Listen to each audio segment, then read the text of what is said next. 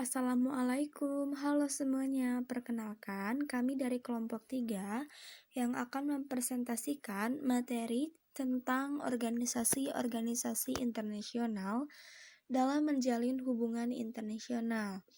Video presentasi ini dibuat untuk memenuhi salah satu tugas mata kuliah Hukum dan Hubungan Internasional dengan dosen pengampu Bapak Hilmi Nurpaujan, MH.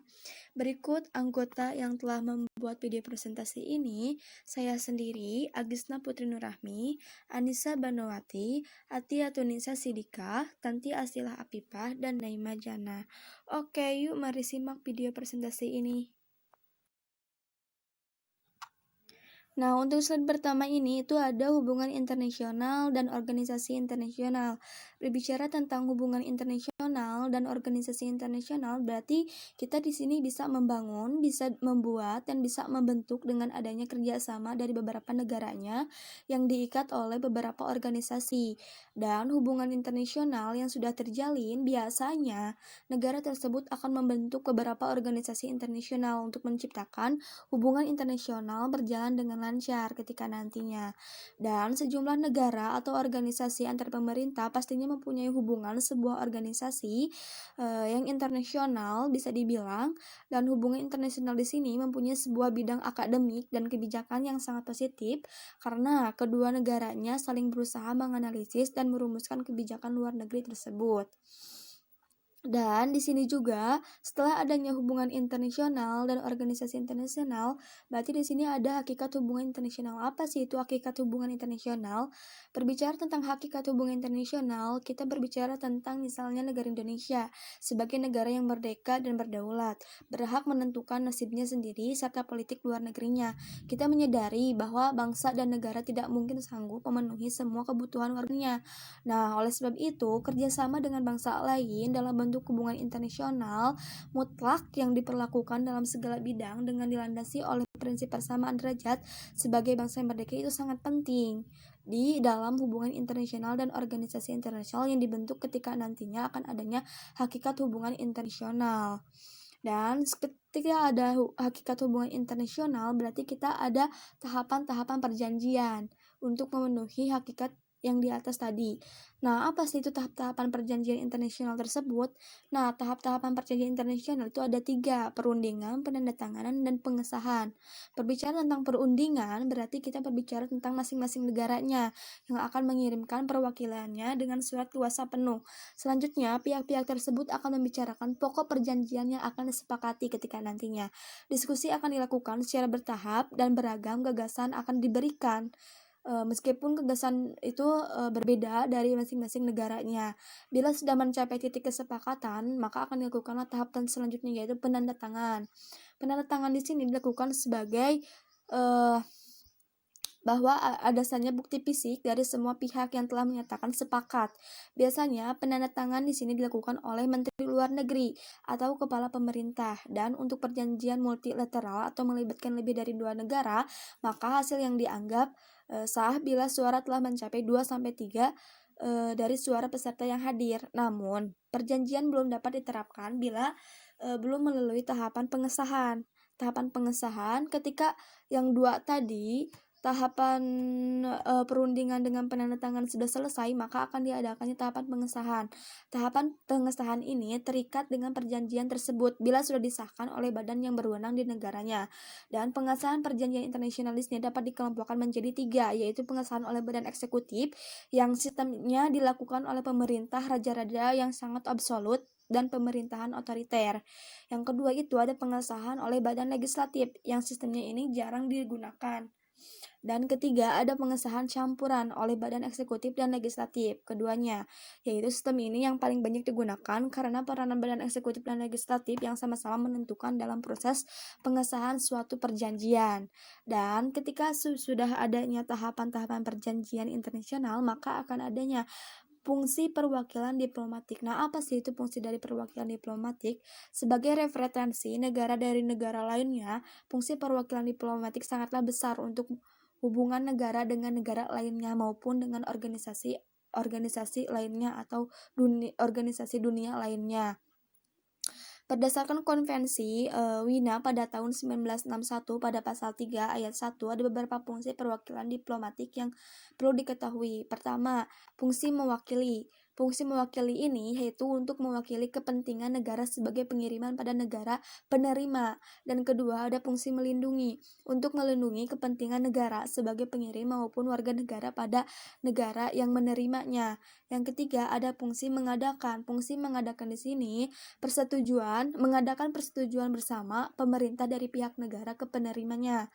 Dan yang keempat itu ada fungsi memberikan. Fungsi memberikan di sini adalah untuk memberikan laporan secara berkala mengenai kondisi dan pertumbuhan dalam bidang ekonomi, militer, serta ilmu pengetahuan maupun lain-lainnya pada negara yang menerimanya. Dan yang kelima itu ada fungsi meningkatkan. Fungsi meningkatkan di sini yaitu untuk meningkatkan kerjasama antara kedua negara dalam berbagai bidang, misalnya bidang perdagangan, bidang pendidikan, dan kebudayaan. Nah, jelas penting di sini adanya hubungan internasional dan organisasi internasional, bahwasanya ini sangat penting dan bisa berjalan dengan lancar ketika nantinya yang sudah direncanakan itu berjalan dengan baik gitu.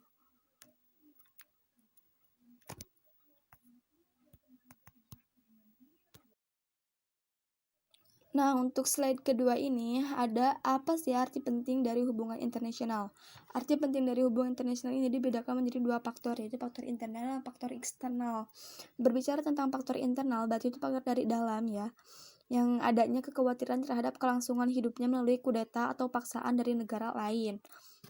Nah, pada poin pertama itu adanya kekhawatiran kelangsungan hidup yang terancam. Jadi hidup yang terancam itu hidup yang diancam dari luar gitu ke dalam. Dan yang kedua, adanya kepentingan nasional yang tidak selamanya dapat dipenuhi di dalam negeri sendiri, di dalam negaranya sendiri. Dan yang ketiga, adanya keinginan untuk meningkatkan kesejahteraan nasional. Nah, arti penting dari hubungan internasional di sini juga yaitu mempunyai keinginan untuk meningkatkan kesejahteraan nasional. Dan yang kedua itu ada faktor eksternal. Nah, kalau berbicara tentang faktor eksternal, berarti ini berbicara dari luar ya. Tekanan dari luar, dari luar. Ketentuan yang hukumnya nggak bisa ditolak kalau sebuah negara nggak bisa berdiri sendiri tanpa bantuan dan kerjasama dari negara lain. Bahwasannya, kalau ingin mendirikan suatu negara, berarti dia mempunyai harus bekerja sama dengan negara lain ya. Dan pada poin pertama, dalam faktor eksternal di sini adanya ketentuan hukum alam bahwa suatu negara tidak dapat berdiri sendiri, jelas di sini. Dan yang kedua, perbedaan kemampuan dalam penguasaan pengetahuan di berbagai bidang. Berarti kemampuan di sini skill yang dimiliki oleh berbagai negara. Dan yang terakhir itu ada perbedaan keadaan seperti sumber daya alam, iklim, tenaga kerja, dan jumlah penduduk. Dan di sini jelas arti penting hubungan internasional di sini sangat penting gitu ya untuk menjalin suatu kerjasama gitu. Dari perbedaan pendapat negara ini juga ini sangat penting untuk mendirikan suatu negara khususnya.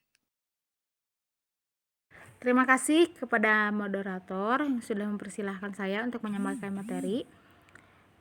Yang selanjutnya itu pengertian dan arti penting hubungan internasional. Menurut Undang-Undang RI Nomor 37 Tahun 1999 tentang Hubungan Luar Negeri, ditegaskan dalam bab 1 Ketentuan Umum Pasal 1 huruf A, yaitu setiap kegiatan yang menyangkut aspek regional dan internasional yang dilakukan oleh pemerintah di tingkat pusat dan daerah atau lembaga-lembaganya, lembaga negara, badan usaha, organisasi politik, organisasi masyarakat, LSM, atau warga negara Indonesia. Menurut buku rencana strategi pelaksanaan politik luar negeri, yaitu hubungan antar bangsa dalam segala aspeknya yang dilakukan oleh suatu negara untuk mencapai kepentingan nasional tersebut. Menurut Charles McClelland, yaitu studi tentang keadaan relevan yang mengelilingi interaksi.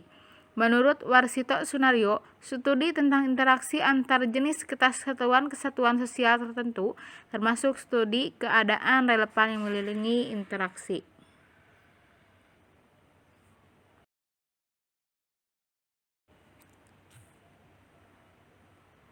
Alat penunjang hubungan internasional yaitu meliputi perjanjian internasional atau hukum internasional, pelaksanaan hubungan internasional, sarana dan prasarana internasional, keamanan internasional, politik luar negeri yang bersangkutan.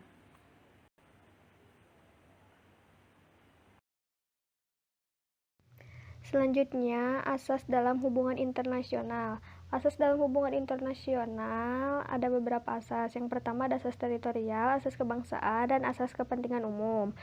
Asas teritorial dalam hubungan internasional biasanya didasarkan pada kekuasaan negara atas wilayah tersebut. Menurut prinsip ini, sebuah warga menjalankan hukum untuk semua orang dan semua barang yang ada di wilayahnya. Contoh dari asas ini yang berhubungan dengan hubungan internasional ialah kekuatan maritim dan sumber daya yang menjadi miliknya. Dengan perluasan laut tak terbatas, dari setiap negara akan melestarikan yang tidak seimbang dan kekayaan memegang. Selanjutnya ada asas kebangsaan. Asas kebangsaan dapat ditafsirkan sebagai kerjasama internasional dengan dasar kekuatan masing-masing negara untuk semua elemen dari semua warga negaranya. Jadi, bahwa setiap warga selalu diperlakukan hukum dan negaranya. Contoh dari asas ini yang berkaitan dengan hubungan internasional dapat dilihat pada Bantuan Hukum Warga Negara Indonesia. Dalam konteks ini, setiap warga negara Indonesia akan menerima hak dan dukungan penuh dari kedutaan untuk memecahkan berbagai permasalahan. Selanjutnya ada asas kepentingan umum. Asas kepentingan umum dalam hubungan internasional didasarkan pada kewenangan negara untuk melindungi dan mengatur kepentingan dalam kehidupan sosial. Oleh karena itu, negara dapat beradaptasi dengan semua sesuai dengan prinsip ini. Contoh nyata dalam kasus ini misalnya, tak tersentuh terorisme yang mengancam masyarakat dunia dan perdamaian termasuk Indonesia. Siapapun dalam komunitas yang sengaja melakukan pemberontakan dengan pengeboman tidak akan menerima perlindungan hukum untuk negara terkait. Hal ini disebabkan oleh perlindungan hukum dasar untuk setiap bentuk peristiwa yang melibatkan kepentingan publik adalah musuh umum. Yang selanjutnya yaitu pengertian perjanjian internasional menurut Mukhtar Kusumatmadja yaitu sebagai perjanjian yang diadakan antara anggota masyarakat bangsa-bangsa yang bertujuan untuk menciptakan akibat-akibat hukum tertentu. Menurut Oppenheimer, yaitu suatu persetujuan antara negara yang menimbulkan hak dan kewajiban di antara pihak-pihak yang mengadakannya.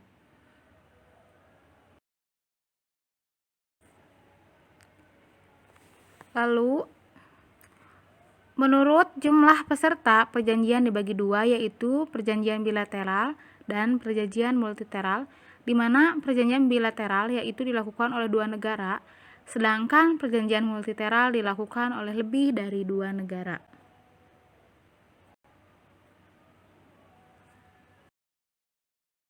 Materi yang terakhir mengenai subjek perjanjian internasional.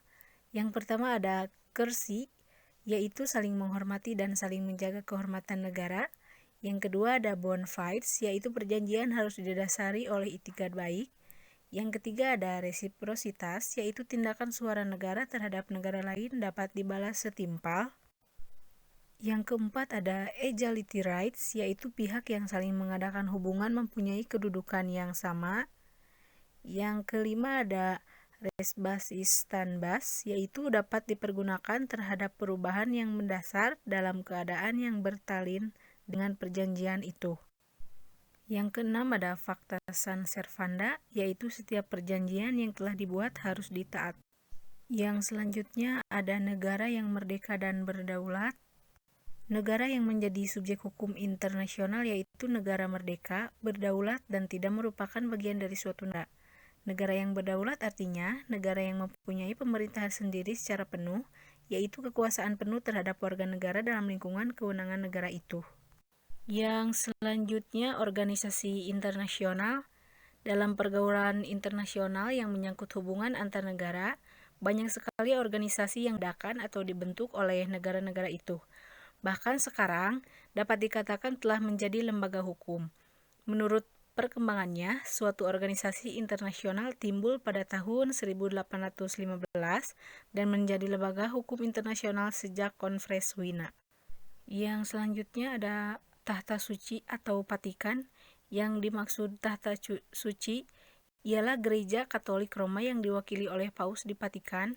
Walaupun Vatikan bukan sebuah negara seperti pada umumnya, tahta suci mempunyai kedudukan sama dengan sebuah negara sebagai subjek hukum internasional. Yang selanjutnya, Palang Merah Internasional. Kedudukan Palang Merah Internasional sebagai subjek hukum internasional diperkuat dengan adanya beberapa perjanjian, di antaranya Konvensi Jenewa tentang perlindungan korban perang. Yang selanjutnya, orang perseorangan atau individu. Manusia sebagai individu dianggap sebagai subjek hukum internasional jika dalam tindakan atau kegiatan yang dilakukannya memperoleh penilaian positif atau negatif sesuai kehendak damai kehidupan masyarakat dunia. Individu juga mengajukan perkara kepada Mahkamah Arbitrase Internasional. Dan yang terakhir, pihak dan sengketa yaitu pemberontak yang dianggap sebagai salah satu subjek hukum internasional karena mereka memiliki hak yang sama. Nah, itulah pemaparan materi tentang organisasi internasional dalam menjalin hubungan internasional. Organisasi-organisasi internasional di sini tidak bisa diputuskan dengan hubungan internasional. Menyangkut di sini harus adanya terus bekerja sama antar negara dengan negara lainnya. Semoga materi ini bermanfaat dan mohon maaf bila ada kesalahan. Wabillahi taufiq wal hidayah. Wassalamualaikum warahmatullahi wabarakatuh.